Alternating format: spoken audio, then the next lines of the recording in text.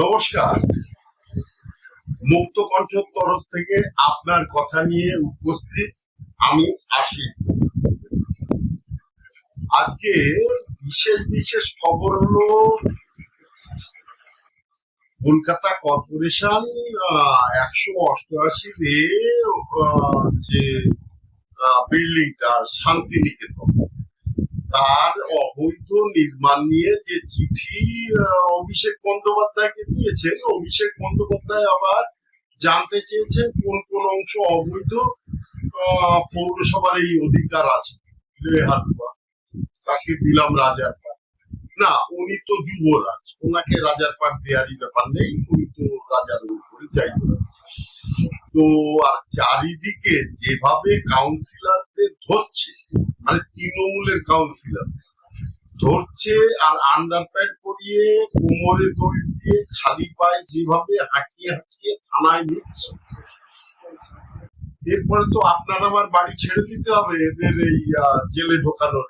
আপনি গুনতি করে দেখেছেন কতজন জেলে গেছে?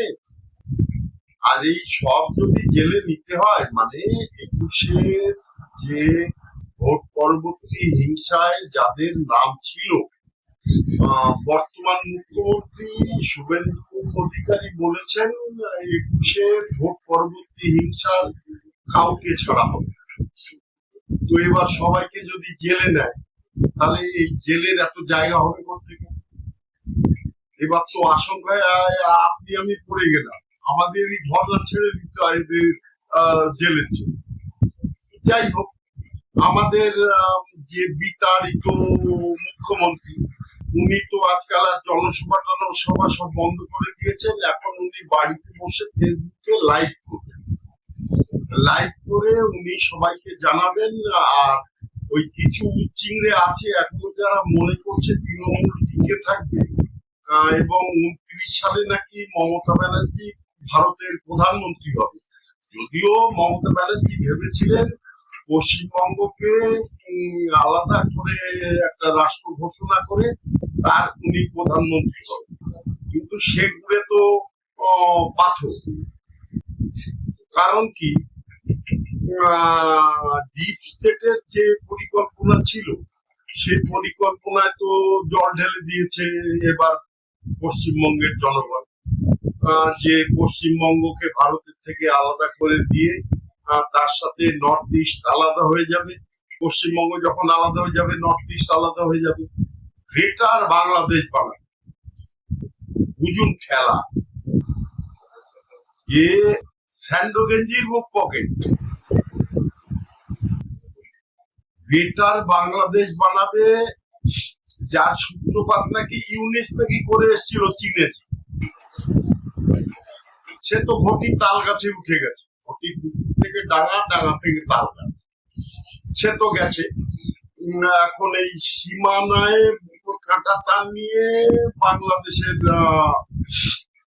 কি বলবো, আমারই সর্দি লেগে গেছে। তো ওদের তো সর্দি জুখাম যাকে বলে তাই হয়ে গেছে, কিচ্ছু বলার নেই। ওরা ওদের দেশে করতেই পারে, ওরা ওদের দেশে ন্যাক্ত হয়ে নাচলো, কি ঘোমটা দিয়ে নাচলো, বোরখা পরে নাচলো, আমাদের কি আসে যায়? আমাদের কিচ্ছু আসে যায় না। বিএসএফ প্রস্তুত আছে, বেগড়বাই পড়বে, ঠাস করে একটা শব্দ হবে, একটা বডি টাস করে পড়ে যাবে, এবার ট্রেচারে করে পাঠিয়ে দেওয়া। পরিষ্কার কথা, আগে দেশের নিরাপত্তা, তারপরে অন্য গল্প। ভাই ভাইকে ঘরের ভিতর মারামারি করো ভাই, পাড়া প্রতিবেশীর ডিস্টার্ব করা যায়, তাই না? বাস্তব কথা। পশ্চিমবঙ্গে এই কয়দিনের ভিতরে চালু হয়ে গেছে আইনের শাসক। সেই শাসকের আইন নেই, ওই ইচ্ছে হলো যে যা ইচ্ছে করতো। অভিষেক ব্যানার্জি আজকে কাঁদছে, ক্যালকাটা পুলিশের কয়েকজন অফিসারকে ফোন করে ডেকে নিয়ে তাদের কাছে কান্নাকাটি শুরু করে দিয়েছে, কি হবে কি হবে। আর এই উচ্চিংড়ে কিছু আছে যারা ভাবছে মমতা ব্যানার্জি প্রধানমন্ত্রী হবে, পুলিশে ফেসবুকে পোস্ট করছে, অমুক জায়গায় পোস্ট করছে জয় বাংলা, তাও তো ধার করে বাংলাদেশ। যাই হোক, সে ধার করো আর লোন নিয়েছে, তোদের ব্যাপার, তোরা যা ইচ্ছে কর। কিন্তু এই দুঃস্বপ্ন দেখা, এটা কি ঠিক? যাক, তাদের চোখে তারা দুঃস্বপ্ন দেখছে, দেখুক, আমাদের কোনো আপত্তি নেই।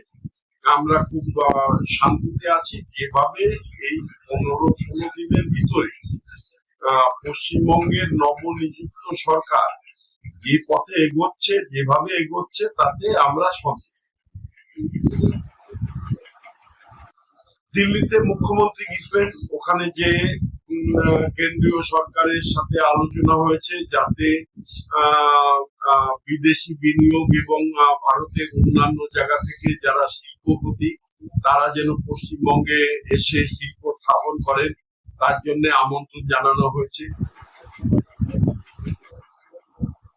যে প্রকল্পগুলো যেরকম যুব শক্তি, তারপরে অন্নপূর্ণার ভান্ডার, এগুলো চালু থাকছে। আরো যেসব কেন্দ্রীয় প্রকল্প এখানে বন্ধ ছিল পশ্চিমবঙ্গে, সেগুলো চালু হয়ে যাবে, কোনো চিন্তা নেই। বাংলার মানুষ অন্তত এবার ঠিক সিদ্ধান্ত নিয়েছে, এটা পরিষ্কার, এতে কোন রকম দ্বন্দ্ব নেই। আমাদের মমতা ব্যানার্জি, উনি তো জাল সার্টিফিকেট নিয়ে এতদিন জালিগিরি করে এসছেন, এখনো উনি ধান্দা করছেন কিভাবে মুসলিম সম্প্রদায়কে খেপিয়ে দিয়ে একটা দাঙ্গা বাঁধানো যায়। আর শুভেন্দু বাবুও সেই রকম ঘাড় দেওয়ার তো ঘাড় দেয়। ওই যে সেদিন পাঁচটার কাছে বলে এসছে, যদি এরপরে আর পুলিশের উপরে ইট চলে, পাথর চলে, তাহলে নাকি ওনার চেয়ে খারাপ পুলিশ মন্ত্রী আর হবে না। এ তো যোগীরও উপরে চলে যাচ্ছে। এতদিন আমরা যোগী আর হেমন্ত বিশ্ব শর্মা, এদের দুজনকে নিয়ে আমরা চিন্তা করছিলাম যে এরা কি না করে দেখাচ্ছে। এবার তো তারও আরো একটা ঠিক, এই শুভেন্দু অধিকারী, তো আরো একটা ঠিক করে দেখা যাচ্ছে। বুলডোজার চলছে, দেখুন সব চুপচাপ। এই সিপিএম ছাড়া কেউ কিন্তু এ নিয়ে বাড়াবাড়ি করছে না। ওরা একটু বাড়াবাড়ি করছে, জনগণ এবার ওই সবে শুরু করেছে যে আপনি সামনে এসে আমাদের আন্দোলন পরিচালনা, ব্যাস খুশ হয়ে যাচ্ছে। এদেরও দুদিন পরে আর খুঁজে পাবে না। এই যে বিকাশ রঞ্জন ভট্টাচার্য, তারপরে ওই শতরূপ গজিয়ে ওঠা, বড় বড় লেকচার মারছে, পুলিশের ওই প্লাস্টিকের ডান্ডা একটা পাছায় করলে একে আর খুঁজে পাবে। তাদের কাজ তারা করুক, বিরোধিতা করতে হবে, তাই বিরোধিতা করছে, করো ভাই, বিরোধিতা যত ইচ্ছে কর, কিন্তু আইনের শাসন, এর হাত থেকে কারণ রেহাই।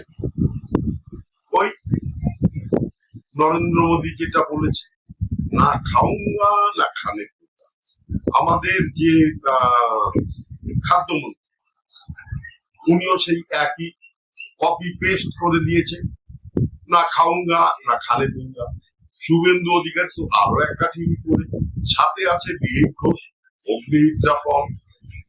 ভাই, এই সব যদি বানর সেনা এক জায়গায় চলে আসে, তাই লঙ্কেশ রাবণে জিতবে কি করে?